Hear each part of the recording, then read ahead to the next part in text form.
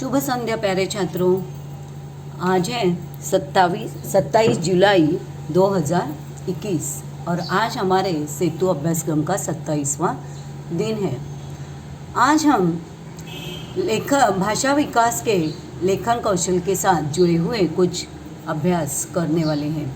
इसमें सबसे पहले अभ्यास आपको ये होगा, ये जो सब्जियों के चित्र दिए हैं इनके नाम हमें लिखने हैं, अर्थात मैं आपको उनके रंगीन चित्र भी भेजने ही वाली हूँ। तब आप इन सभी चित्रों के इन सभी सब्जियों के नाम आप आसानी से बता सकते हैं। अब इनमें जो हरे पत्तियों वाली सब्ज़ी दिख रही है ना, इनमें है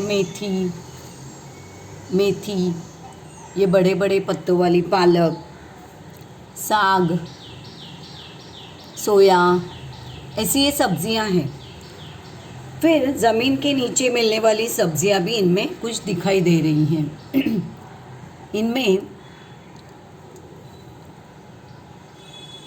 इनमें है ये शलजम है। ये शलजम जो है वो ज़मीन के नीचे उगता है। ये आलू भी ज़मीन के नीचे ही उगता है। इसके अलावा आलू, चुकंदर, शलजम, मूली, गाजर, प्याज, ऐसी जो सब्जियां हैं ये ज़मीन के अंदर बढ़ती हैं। शकरकंद मतलब उपवास के वक्त हम खाते हैं ना, जो आलू की तरह ही होता है, मराठी में हम उसे रताड़ा कहते हैं। तो शकरकंद, ये मूली जो है, ये मूली, इसका भी इसकी जो मूली होती है ज़मीन के अंदर होती है और पत्तियाँ जो होती है वो ज़मीन के बाहर होती है। तो ऐसी सब्जियाँ यहाँ पर है, आलू, मूली, बीट, शलजम जैसी सब्जियाँ। फिर पौधे के डाल पर मिलने वाली सब्जियाँ भी यहाँ पर दिखाई दे रही हैं, जैसे कि मटर है, मटर के सेंग यहाँ पर दिखाई दे रहे हैं, टमाटर है, शिमला मिर्च है, शायद ये शिमला मिर्च, बैंगन है, ये ब्रोकोली है। ये जो है ये पौधे के डाल पर उगने वाली सब्जी है। फिर बेल पर लगने वाली कुछ सब्जियां भी यहाँ पर बताई गई हैं। बेल मतलब हम मराठी में कहते हैं वेलीवर लागणारी काही फळ। इसमें करेला, मिर्ची, ककड़ी, कद्दू, ऐसी सब्जियां भी यहाँ पर दिखाई दे रही हैं। दैनिक उपयोग तो ऐसी ये सारी सब्जियां यहाँ पर दिखाई दे रही हैं और इनके सभी के नाम हमें लिखने। ये मकई का भुट्टा है, ये भिंडी है। रंगीन चित्र में आप इन्हें आसानी से पहचान सकेंगे और इनके नाम लिखकर आपको भेजने हैं। चित्र बिल्कुल नहीं बनाने हैं, सिर्फ सब्जियों के नाम लिखकर भेजने हैं। 10 सब्जियों के नाम लिखकर आप भेजें। किन्हीं 10 सब्जियों के नाम आप लिखकर भेज सकते हैं। अब हम लेखन कौशल के ही एक अन्य भाग की तरफ बढ़ते हैं, जो कि हिंदी भाषा की दृष्टि से बहुत ही महत्वपूर्ण ऐसा भाग है, जो पिछले साल हमने देखा था। मैं आपको याद दिलाती हूँ। यह चित्र देखकर आपको याद तो आया ही होगा, ये हमारे पिछले साल का 5वीं कक्षा की किताब का यह चित्र है और यह पन्ना है 34वां। इनमें हमने संयुक्ताक्षरों को देखा था। संयुक्ताक्षर मतलब जिसे हम मराठी में जोड़ाक्षर कहते हैं, एक दूसरे से जुड़ने वाले अक्षर। हिंदी में यह तरह तरह से जुड़ते हैं, जैसे कि यहाँ पर आधे होकर जुड़े हुए कुछ शब्द हैं। अक्कड़, फक्कड़, गफ्फार, उत्तम, यहाँ पर क आधा हुआ है, ख से जुड़ा है। यहाँ पर क आधा होके पूरे क से जुड़ा है। यहाँ पर फ जुड़ा है, यहाँ पर त जुड़ा है। कभी कभी र भी इनमें जुड़ता है और र जुड़ने से ऐसे शब्द भी बनते हैं, जैसे कि अग्रसर, महाराष्ट्र, सर्वोत्तम, इनसे र जुड़ा है। यहाँ पर दिखाई दे रहे हैं आधे होकर जुड़े हमें मक्खी, सिक्का, रफ्तार, डॉक्टर, शगुफ्ता और मुजफ्फर। इनमें कुछ अक्षर आधे होकर जुड़े हैं। यहाँ पर र से जुड़ने वाले कुछ शब्द दिखाई गए, जैसे दर्जी।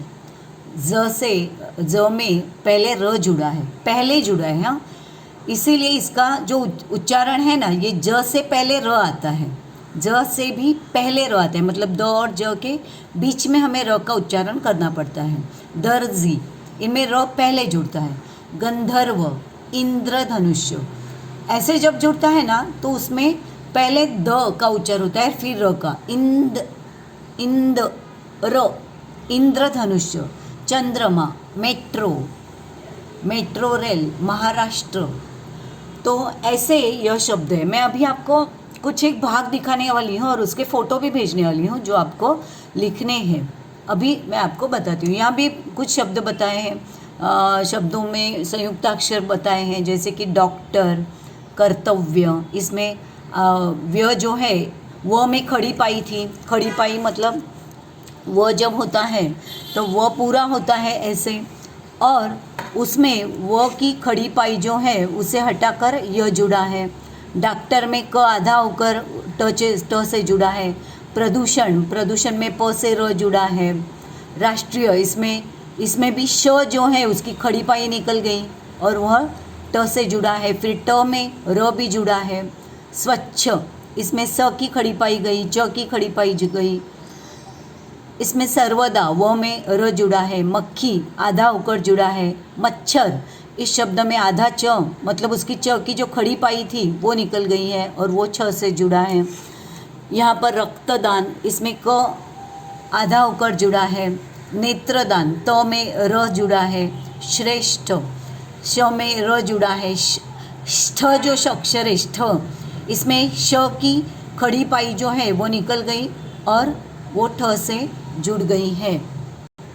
जिस खड़ी पाई की मैं बात कर रही हूँ मैं, वो कुछ इस तरह होती है, जैसे कि अभी मैं आपको बता देती हूँ। कर्तव्य, तो वह शब्द जो है वो हम ऐसे लिखते हैं, सही है कि नहीं? वह शब्द को हम ऐसे लिखते हैं, लेकिन वह की जो ये खड़ी पाई है वो निकल कर उससे य जुड़ा है तो ये ऐसे जुड़ता है, वह से य। तो इसे कहते हैं खड़ी पाई निकाली और वहाँ से शब्द जोड़ा। अब यहाँ पर विश्वास शब्द है तो श हम कैसे लिखते हैं? श हम ऐसे लिखते हैं, सही है ना? तो श की खड़ी पाई निकल गई और उसमें श को वो जुड़ा है, तो इसे कहते हैं खड़ी पाई निकालना। तो ऐसे कुछ अक्षर होते हैं इनमें खड़ी पाई होती है, वो निकल गई है और वो से जुड़ा है। अंधविश्वास, यहाँ पर भी श की खड़ी पाई निकल गई है। यहाँ पर श की खड़ी पाई निकल गई और ठ जुड़ा है। यहाँ पर कोई है ही नहीं, यहाँ पर कोई भी संयुक्ताक्षर नहीं है। इंद्रधनुष, इसमें द के बाद उसमें द से र जुड़ा है। तो इस तरह संयुक्ताक्षर बनते हैं हिंदी में। तो अब हम और कुछ संयुक्ताक्षर देखते हैं। देखो, खड़ी पाई हटाकर बने हम। अब खड़ी पाई किन किन अक्षरों में होते हैं? श, स, क्ष, त्र, ज्ञ, श्र, इनमें खड़ी पाई होती है। तो इनकी जो खड़ी पाई है वो निकलने के बाद ये अक्षर ऐसे दिखते हैं। देखो, आधे बनकर ये अक्षर ऐसे दिखते हैं। इनकी खड़ी पाई निकलती है तो ये ऐसे दिखते हैं, सही है ना? देखो, अब आप समझ गए खड़ी पाई। खड़ी पाई का मतलब है हे जे उभी रेष आहे ती निघून ही अक्षर जी आहेत ती अर्धवट यांना म्हणजे हे अर्धी होतात आणि मग त्यांना एखादी अक्षरं जोडली जातात। अब पाई हटाकर जुड़े हम में ये जो खड़ी पाई है, ये खड़ी पाई निकलने के बाद ये कैसे जुड़ते हैं? देखो, इनमें अब यदि ग अक्षर है तो ग की खड़ी पाई ये है, सही है? तो ग की खड़ी पाई निकलती है तब इनका शब्द कैसे बनता है? ग्वाला। हाँ, च की खड़ी पाई निकल गई, उससे बना गुच्छ। तो ये सब खड़ी पाई निकल के बाद खड़ी पाई हटाकर जुड़ने वाले शब्द हैं। ग्वाला, गुच्छ, पुष्प, चप्पल, डिब्बा, पत्थर, ये सब खड़ी पाई हटाकर जुड़ने वाले शब्द हैं। अब इनमें मैं आपको इस पूरे पन्ने का, पृष्ठ का चित्र भेजने वाली हूँ, फोटो भेजने वाली हूँ। आपको ये पूरा लिखना है चार्ट में। इसको पूरा आपको चार्ट बनाकर लिखना है बिल्कुल अच्छी तरह से। कोई भी शब्द गलत नहीं लिखेंगे आप, और कोई भी शब्द आप उनमें काटेंगे नहीं। सभी के सभी शब्द आपको लिखने हैं। गोलाकार लाइन हटाकर जुड़े हम। गोलाकार लाइन हटाकर जुड़े हम। अब पक्का, हाँ, उसमें पक्का। अब देखो, क शब्द जो है वो ऐसे होता है। तो ये जो गोलाकार लाइन है ये हटाकर जुड़ने वाले शब्द, अब कहो कि ये गोलाकार लाइन हट गई, फ होता है, वो कैसे होता है, फ ऐसे, तो ये उसकी गोलाकार लाइन है। तो गोलाकार लाइन हटकर जुड़ने वाला शब्द रफ्तार, मुक्का, चक्का, धक्का, ये सारे गोलाकार लाइनें हटाकर बनने वाले शब्द हैं, ये भी आपको लिखने हैं। अब यहाँ पर है हलंत लगाकर जुड़े हम। हलंत मतलब क्या, तो कुछ शब्द जो हैं, कुछ अक्षर जो हैं वो ऐसे होते हैं, देखो जैसे कि यहाँ पर ड, ड, ह, ट, अच्छी तरह से देख लीजिए, द, ड, ह, ट, हाँ, ये कुछ ऐसे अक्षर हैं कि हाँ, और एक इनमें आता है ढ, हाँ, तो इनमें क्या होता है, इनमें जब कोई अक्षर जुड़ता है तो इनका क्या काट सकते हैं हम। अब यहाँ पर हमने गोलाकार भाग काटा था, यहाँ पर खड़ी पाई हमने हटा दी थी, ठीक है, इनमें कुछ हम कटाई नहीं कर सकते, इसलिए इनसे अगर कुछ जुड़ता है तो इनमें हलंत लगता है, इसे हलंत कहते हैं। हलंत मतलब उकार नहीं, हलंत मतलब जब किसी अक्षर के नीचे ऐसा चिन्ह आपको दिखाई देता है तो इसे कहते हैं हलंत। इसका मतलब है ये द, ड, ह, ट और ढ ये आधे बन गए, ये लंगड़े बन गए, ये आधे बन गए, इसका मतलब होता है। तो ये आधे बनाकर इनसे आप अक्षर जोड़ सकते हैं, जैसे कि सिद्ध, लड्डू, बाह्य, द्वार, खट्टा, वांग्मय, गुड्डा, भद्दा, गद्दा, बुढ़ा, युद्ध, द्वार, विद्यालय, प्रहलाद। अब इसमें ये काटा नहीं है, ये ह जो है इसे हलंत लगाना है। प्रहलाद, विद्या और चिन्ह, इनमें सब में हलंत लगा है, तो ये हलंत लगाकर जुड़ने वाले शब्द हैं। अब हम और कुछ शब्द देखते हैं, देखिए इनमें है र के 3 विभिन्न रूप, र 3 अलग अलग प्रकार से जुड़ता है। पहले र का यह रूप जो है वो देखिए, आधा र होता है और यह व्यंजन में रेखा के ऊपर लगता है, ये आपको यहाँ पर दिखाई दे रहा है, देखिए, हाँ, इनमें क्या हुआ है, इनमें यह ऐसे जुड़ता है, हाँ, वेलांटी नहीं, ये ऐसे र का जो ये रूप है वो रेफ लगाकर, उसे कहते हैं रेफ, हिंदी में कहते हैं। उसके उदाहरण ये है, रेफ कहाँ लगा है, देखो दर्जी, ज के पहले र जुड़ा है, तो ये र जुड़ा है, ये कैसे दिखाएंगे, तो यहाँ पर लकीर के ऊपर क्या बनाया है, रेफ लगाया है, इसे रेफ कहते हैं। अब ऐसे कौन से शब्द है, देखिए दर्जी, गंधर्व, सर्वोत्तम, पर्व, सूर्य, टॉर्च, अर्थ, मूर्ख, शर्म, वर्षा, कर्म, सर्व, गर्व, पर्वत, फर्क, कर्जत, शर्त, मर्द, दर्द, तर्क, कर्ज, हर्ज, ऐसे ये सारे शब्द इस तरह जुड़ते हैं। ये शब्द यहाँ पर नहीं दिया है लेकिन मैं आपको दिखाती हूँ, ऐसे, इसे कहते हैं रेख लगाकर जुड़ना। अब यहाँ पर क्या हुआ है, देखो पदेन, पदेन का मतलब है जो अक्षर होते हैं उनमें ज़्यादातर मतलब द से और प, द ऐसे अक्षरों से ये जुड़ता है, इसे इस तरह अक्षरों में ये लगता है, तो उसे कहते हैं पदेन। र का यह रूप पूरा र होता है, इसका उच्चारण व्यंजन के साथ होता है, इसीलिए उसी व्यंजन के साथ यह जुड़ते हैं, व्यंजन के साथ यह जुड़ता है। कौन से व्यंजन के साथ जुड़ता है, देखो, हाँ, द से जुड़ा है, द से र जुड़ा है, तो ये बन गया इंद्र, इंद्रधनुष, चंद्रमा, क्रम, अग्रसर, ग्राम, ग्रह, प्रकार, चक्र, द्रवित, प्रकाश, प्रभाव, प्रताप, फख्र, भ्रम, भ्राता, रुद्र, वक्र, शुक्र, फ्रॉक। देखा आपने कैसे जुड़ गया, इसे कहते हैं पदेन। ऊपर जो लगता है उसे कहते हैं हम रेफ, नीचे जो अक्षरों से व्यंजनों से जुड़ता है र, उसे पदेन कहते हैं। अब ये जो पदेन है ये अलग सा है, इसमें देखो अक्षर से ऐसे जुड़ता है, मतलब इसमें ज़्यादातर ट, ड और ढ से ये जुड़ता है, जो गोलाकार व्यंजन है ना उनमें से। अब ट से जुड़ता है तो क्या कैसे बनते हैं देखो, metro rail, Maharashtra, truck, train, drum, driver, tram, trolley, drama, dress.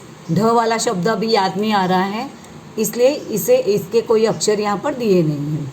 तो इस तरह मैं आपको ये जो संयुक्त अक्षर है इनका ये पूरा चार्ट आपको भेजने वाली हूँ, और आपको यहाँ से लेकर ये सब अच्छी तरह से यहाँ से लेकर ये पूरा चार्ट आपको करना है, पूरा करना है।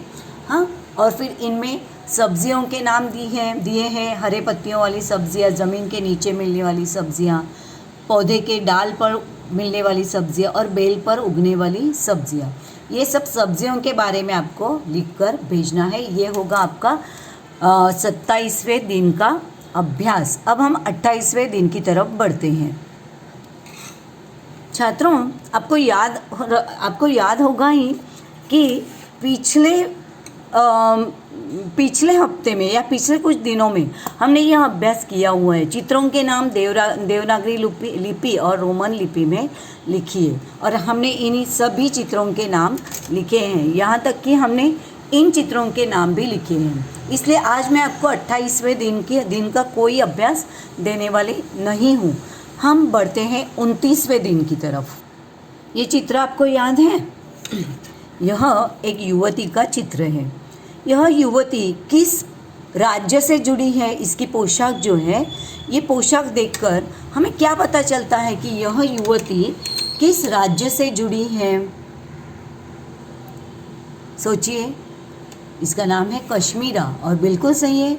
पीछे की तरफ जो वादियाँ हैं ना, वो वादियाँ देखिए, ये झील देखिए, ये झील जो है या तालाब जो है, इसमें यह हाथ में चप्पू लेकर, नाव में बैठकर हाथ में चप्पू लेकर अपनी नाव को वह चला रही है। और यह युवती है हमारे ही भारत के उत्तरीय प्रांत जम्मू कश्मीर राज्य की यह युवती है, और उसने जो पोशाक पहनी है वह पोशाक भी जम्मू कश्मीर की पोशाक है। तो आपको क्या करना है, आपको याद होगा, आप पिछले साल भी आपने यह किया था अभ्यास। इनमें आपको दो चित्रों में क्या अलग है, हाँ, इसमें दोनों चित्रों में क्या अंतर है, इन 10 अंतरों के बारे में आपने तब भी लिखा था, और मैं इसका चित्र भी आपको भेजने वाली हूँ। आप आज भी आपको उसमें यही काम आपको करना है कि इसमें आपको क्या करना है, इन दोनों चित्रों में 10 क्या अंतर है, फ़र्क क्या है, ये आपको ढूंढकर लिखने हैं। मैं आपको उसके चित्र, आपको उसके फ़ोटो भी भेजूंगी। उसके बाद आपको इसी 29वें दिन में और एक अभ्यास करना है। इसमें आपको भारत देश में विविधता में एकता के दर्शन कैसे होते हैं, विविधता में एकता के दर्शन कैसे होते हैं, इसके बारे में आपको लिखना है। भारत जो प्रांत है हमारा, यह सचमुच विविधता में एकता वाला देश है, ऐसा हम कह सकते हैं, क्योंकि भारत में तरह तरह के भाषा बोलने वाले, तरह तरह के विविध जाति धर्मों के लोग रहते हैं। अलग अलग धर्मों के लोगों के धर्म, उनके धर्म के मुताबिक उनके रीति रिवाज, शादी ब्याह, जन्म मृत्यु, सभी के रीति रिवाज अलग अलग होते हैं, वैविध्यपूर्ण होते हैं। सभी के जो त्यौहार होते हैं वो त्यौहार अलग अलग होते हैं, त्यौहार मनाने की रीतियाँ अलग होती हैं, उनकी बोलने वाली बोली भाषाएं उनकी अलग अलग होती हैं, पोशाकें अलग होती हैं, खान पान रहन सहन सभी बातों में अलगाव हमें दिखाई देता है। यही नहीं बल्कि भारत एक ऐसा देश है जिनमें भौगोलिक स्वरूप में भी उसके अलगता विविधता में दिखाई देती है। जैसे कि उत्तरीय भारत में बर्फाच्छादित बड़े बड़े शिखर हैं, पर्वत हैं, तो दक्षिण में बड़े बड़े जंगल हैं और नदियां हैं। अगर आप पूरब में जाएंगे तो पूरब में बड़े बड़े दलदलीय प्रदेश हैं, वो बंगाल का उपसागर है, झीलें हैं वहाँ पर भी। पश्चिम में जाएंगे तो बिल्कुल विपरीत स्थिति है, रेगिस्तान आपको दिखाई देंगे, राजस्थान के रेगिस्तान। तो इस तरह भारत में विविधता में एकता के दर्शन होते हैं। मैं इसी भाग से जुड़ी एक छोटी सी क्लिप भी आपको भेजने वाली हूँ, आप ज़रूर उसे देखिए और उसे देखने के बाद आप इस विषय पर बहुत ही सुंदर रूप से 10 वाक्य लिख सकते हैं। तो इस तरह हमें 29वें दिन तक का अभ्यास पूर्ण हम करेंगे और उसके बाद 30वें दिन मतलब 30 तारीख को हमारी हिंदी की परीक्षा होगी। हिंदी की परीक्षा में आप बहुत ही सुंदर हस्ताक्षर में बिल्कुल गलतियाँ किए बिना सब कुछ लिखेंगे। जो आपको पेपर दिया जाएगा उस पेपर को लिखेंगे, उसमें समास रेखाएं आंकेंगे, अपना नाम लिखेंगे, ऊपर की तरफ रोल नंबर लिखेंगे, आपकी कक्षा के बारे में लिखेंगे, छठी जो आपकी कक्षा है उसके बारे में, और विषय का नाम भी आप लिखेंगे। उसके बाद आप नीचे से आपके हिंदी पेपर की शुरुआत करेंगे। हिंदी पेपर का कोई भी भाग छूटना नहीं चाहिए, हर प्रश्न का उत्तर लिखना आवश्यक है, ये भी याद रखिए। और लाल पेन का उपयोग आपको बिल्कुल भी कहीं भी नहीं करना है। तो बच्चों, अब मैं आपसे रज़ा लेती हूँ। अब आशा है कि आपको जो आज मैंने संयुक्ताक्षर का भाग दिखाया है या भारत की विविधता के बारे में, विविधता में एकता के कैसे दर्शन होते हैं, वो आपको बताया। मैंने आपको भारत की विविधता के बारे में बताया, लेकिन आज हम देखते हैं कि कोंकण में रायगढ़ या हमारे जो तटीय प्रांत है, तटीय प्रदेश है, वहाँ पर बाढ़ का प्रकोप जारी है। और उस बाढ़ के प्रकोप में उत्तरीय प्रांत में भी, उत्तरांचल जो भाग है, हिमाचल प्रदेश है, वहाँ भी जो चट्टानें हैं वो खिसकने की घटनाएं घटी हैं। तो ऐसे कठिन समय में पूरा देश एक हो जाता है और किसी भी प्रांत का व्यक्ति क्यों न हो, अगर वह बाढ़ से या अन्य किसी या भूकंप से या अन्य किसी आपदा से यदि वह प्रभावित होता है तो सारा देश उसकी सहकार्य में या उसकी सहायता में जुट जाता है। हम उन लोगों को अलग अलग रूप में, चाहे वह अनाज हो, शक्कर हो, तेल हो या कपड़े हो या पैसे हो, अलग अलग रूप में हम उनकी मदद हमें करनी चाहिए, हम करते भी हैं। और इसी तरह हम एकता का दर्शन भी हमें होता है। यही नहीं बल्कि हमारे जो राष्ट्रीय त्यौहार है 26 जनवरी, स्वतंत्रता दिवस, 15 अगस्त, उनमें हम एक साथ आते हैं, हमारा तिरंगा जो है उसे फहराते हैं और हमारे देश की सुख संपदा के बारे में भगवान से प्रार्थना करते हैं। इस तरह हमने विविधता में एकता के दर्शन हमें होते हैं। तो इस सब के बारे में जो जानकारी मैंने आपको दी वह जानकारी आपको समझ में आई होगी, यह आशा मैं करती हूँ। तो घर पर रहिए, स्वस्थ रहिए, तंदुरुस्त रहिए और अपना होमवर्क भेजते रहिए। धन्यवाद।